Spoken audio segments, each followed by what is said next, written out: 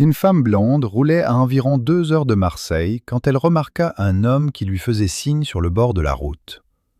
Son camion était en panne et alors qu'elle s'arrêtait, il s'approcha de sa voiture. « Vous allez vers Marseille ?» demanda-t-il. « Tout à fait, » répondit-elle. « Vous avez besoin d'un lift ?»« Pas pour moi, » dit l'homme.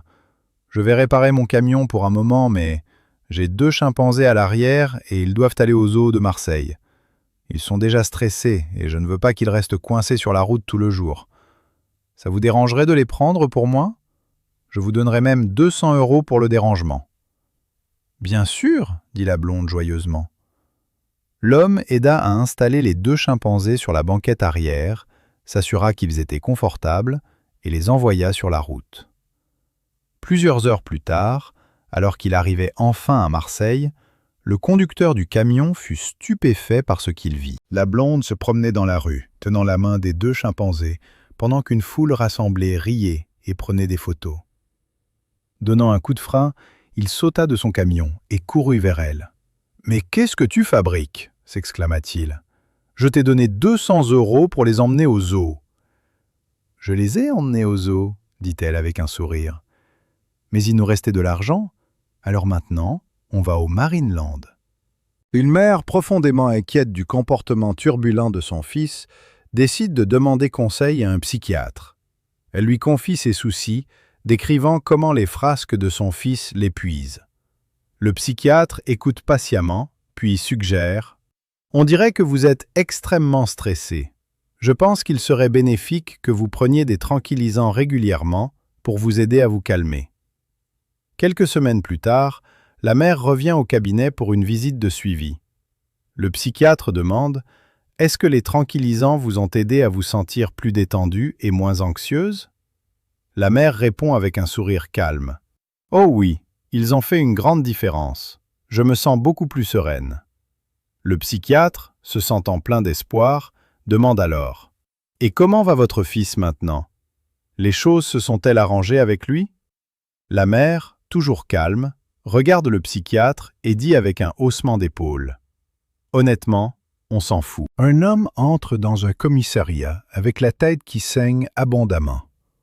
L'agent: « Que vous est-il arrivé, l'ami? »« Ma femme m'a frappé à la tête. » L'agent: « Pourquoi? » L'homme: « Ses parents sont arrivés à l'improviste, alors elle m'a demandé d'aller leur chercher quelque chose. » L'agent: « Et alors? » L'homme: « Je leur ai pris un taxi. » Suzy avait perdu son mari depuis presque 4 ans, mais elle portait toujours son deuil comme si c'était hier.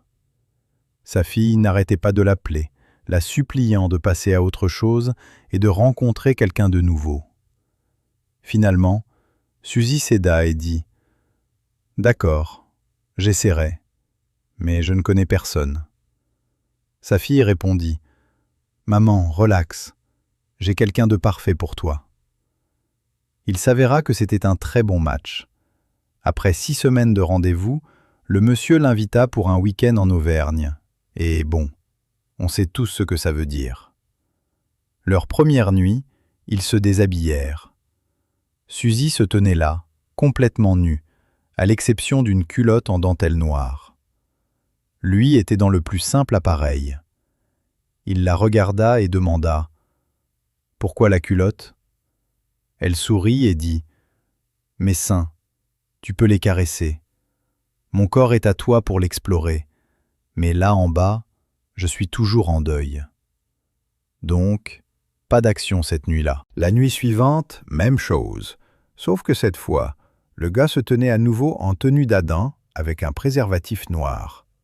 Suzy haussa un sourcil et demanda « C'est quoi ce préservatif noir ?» Il sourit et dit « Je viens présenter mes condoléances. » L'institutrice: « Léo, pourquoi as-tu l'air triste aujourd'hui ?» Léo: « Parce que ma maman est à l'hôpital et mon papa au commissariat. » Institutrice: « Oh, je suis désolé d'apprendre ça, mon chéri. Tu veux rentrer chez toi ?» Léo: « Oui, s'il vous plaît. » Après que Léo a quitté la classe, l'institutrice demande aux autres élèves « Pourquoi le père de Léo est au commissariat et sa mère à l'hôpital ?» un élève, parce que son père est policier et sa mère infirmière. Une femme nommée Berthe entra dans une banque un matin, traînant un énorme sac d'argent liquide. Elle se dirigea droit vers la réceptionniste et dit « Je dois parler au directeur de la banque. Je veux ouvrir un nouveau compte. » La réceptionniste cligna des yeux. « Madame, vous pouvez ouvrir un compte sans rencontrer le directeur. » Mais Berthe insista poliment, mais fermement. Finalement, la réceptionniste céda et la fit entrer. Quelques minutes plus tard, Berthe était assise face au directeur lui-même. « Alors, dit-il, en quoi puis-je vous aider ?» Berthe sourit. « J'aimerais ouvrir un compte et déposer 180 000 € en liquide. » Elle commença à empiler des liasses de billets sur le bureau. Le directeur était stupéfait. « C'est une somme considérable. Puis-je vous demander comment vous l'avez obtenue ?»« Oh, rien de louche, » gloussa Berthe. « Je fais des paris. »« Des paris ?» demanda-t-il en haussant un sourcil. « Oui, en fait, j'aimerais en faire un avec vous maintenant, » dit-elle en se penchant.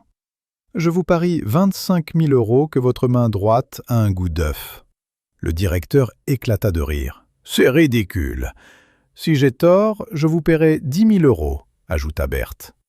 Intrigué et amusé, il lui serra la main. « Marché conclu. »« Génial, » répondit Berthe. « Je reviendrai demain à 9 h avec mon avocat. Soyez prêts. » Cette nuit-là, le directeur fut obsédé.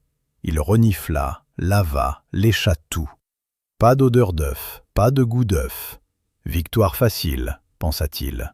À 9 h précises, Berthe arriva avec son avocat. « Prêt ?» demanda-t-elle.